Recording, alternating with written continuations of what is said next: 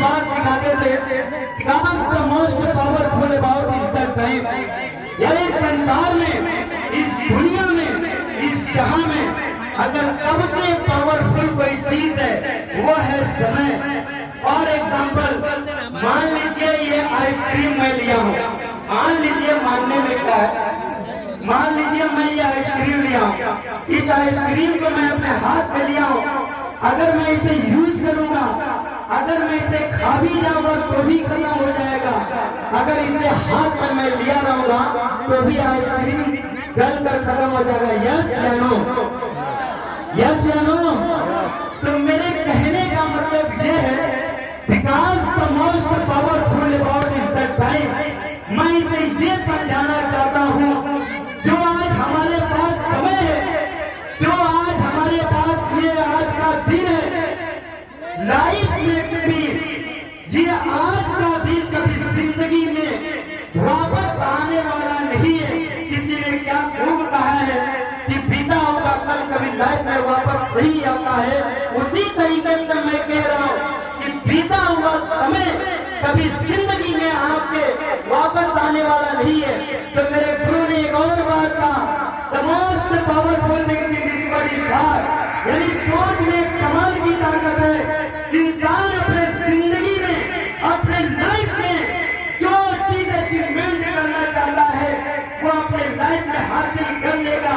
बसंते sir ने कहा मेरे सपने होना चाहिए, एक मकसद होना चाहिए, एक ड्रीम होना चाहिए कि मैं 10th के बाद, मैं हाई स्कूल के बाद आखिर मैं क्या करना चाहता हूँ, मैं क्या बनना चाहता हूँ। तो मेरे लाइफ में एक सपने होना चाहिए, एक मकसद होना चाहिए।